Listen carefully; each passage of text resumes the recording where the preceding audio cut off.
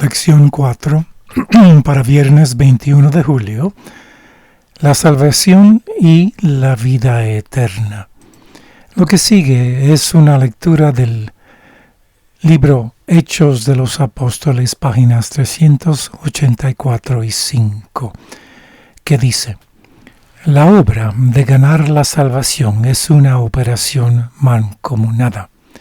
Y aquí se refiere al hecho de la salvación que habla después del rescate inicial de Efesios 2:8 acerca de ser salvados o rescatados del poder y la penalidad del pecado.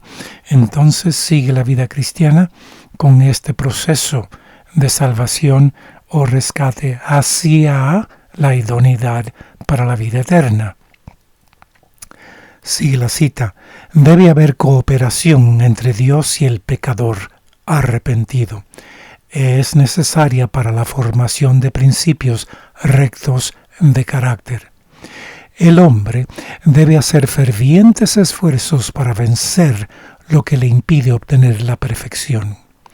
Pero, y aquí cuando habla de la perfección cristiana, se refiere a un carácter que vive según los principios de la ley de Dios. O sea,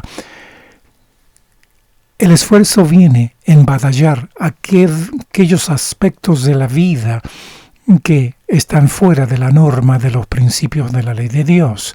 Son violaciones, son desviaciones, son pecados que tienen que ser arreglados, que tienen que ser remediados, que tienen que ser vencidos, para que entonces estemos viviendo según el fundamento y el criterio para recibir el don gratuito de la vida eterna.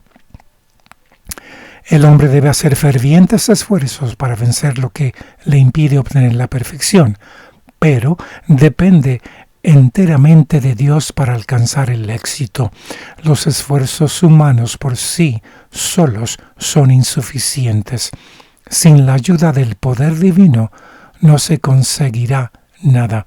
Y aquí es donde muchos siempre piensan que es legalismo, que el ser humano tiene algo que hacer, su parte en el proceso hacia la vida eterna, teniendo en cuenta que esta parte que el ser humano no le gana la vida eterna si simplemente cumple con los requisitos para que Dios lo transforme y lo haga idóneo para la vida eterna. Por eso dice: sin la ayuda del poder divino no se conseguirá nada. Dios obra y el hombre obra. La resistencia a la tentación debe venir del hombre. Aquí viene la voluntad del ser humano, que todo depende del uso correcto de la voluntad del ser humano, quien debe obtener su poder de Dios. Por un lado hay sabiduría, compasión y poder infinitos, y por el otro debilidad, perversidad, impotencia absoluta. Y aquí vemos el ser humano trabajando en conjunto con Dios para vivir según los principios de la ley de Dios. Sigue la cita: Dios desea que tengamos dominio sobre nosotros mismos, pero no puede ayudarnos sin nuestro consentimiento y cooperación. Acuérdense que Él nos creó con el libre albedrío. Él no nos puede transformar así nomás porque Él quiere que lleguemos a la vida eterna y estemos idóneos y tengamos el carácter necesario para la vida eterna. No, Él tiene que esperar por nuestra voluntad que se dirija y decida vivir según esos mandamientos y decida batallar contra la resistencia del mal y decida batallar con el pecado que hemos establecido quizás de una forma habitual en la vida. Por eso necesita nuestro consentimiento y cooperación para que Él pueda hacer por su gracia la parte que nosotros no podemos hacer. Sigue la cita: el Espíritu Divino obra por medio de los poderes y facultades otorgados al hombre. Por naturaleza no estamos capacitados para armonizar nuestros propios deseos e inclinaciones con la voluntad de Dios.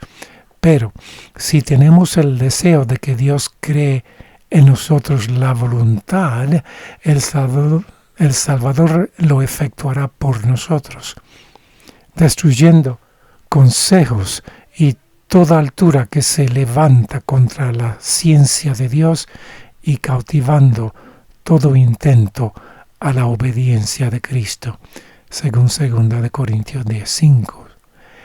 El que desea adquirir un carácter fuerte y armónico, el que desea ser un cristiano equilibrado y así preparado para la vida eterna, debe dar todo y hacer todo por Cristo, porque el Redentor no aceptará un servicio a medias.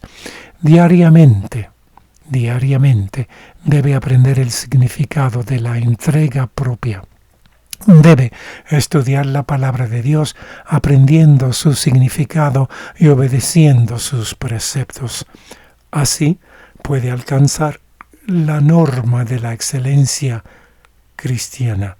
Día tras día, Dios trabaja con él, perfeccionando el carácter que resistirá el tiempo de la prueba final y así será idóneo para la vida eterna.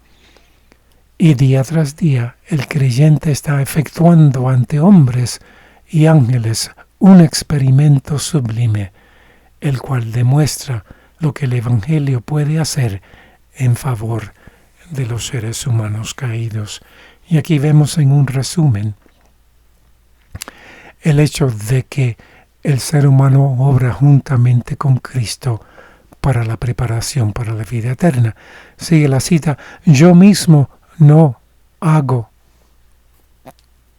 cuenta de haberlo ya alcanzado, escribió Pablo, pero una cosa hago, olvidando ciertamente lo que queda atrás y extendiéndome a lo que está adelante, prosigo al blanco, al premio de la soberana vocación de Dios en Cristo Jesús.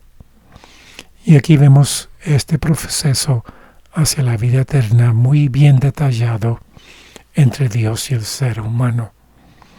Así es que, hermanos, que tengan un día bendecido al captar la esencia del Evangelio, que es la buena noticia de que somos liberados, salvados de la penalidad del pecado, pero también podemos ser rescatados o salvados del poder del pecado en la vida diaria, en la cual entonces podemos obtener la victoria y al mismo tiempo cooperar con Dios en ese esfuerzo de vencer el mal y la tentación, para que Él entonces nos dé el poder divino para que se lleve a cabo esa realidad en la vida y Él entonces nos pueda milagrosamente hacer la parte que Él solo puede hacer, es la transformación de carácter, pero necesita tu consentimiento y tu fuerza de voluntad y accionar. Entonces se produce un carácter idóneo para la vida eterna y así otra vez llegamos al estatus de Adán y Eva, que vivían según los principios de la ley de Dios y así podemos retener nuestra existencia en la eternidad. Que tengan un día muy bendecido al cooperar con Dios y captar la idea de que podemos ser felices en Cristo, victoriosos sobre cualquier pecado que nos ha acosado en el pasado. Podemos ser victoriosos en Cristo Jesús al ejercer el esfuerzo humano en petición del poder divino para que tengamos la victoria sobre cualquier desviación o pecado de la ley de Dios. Amén.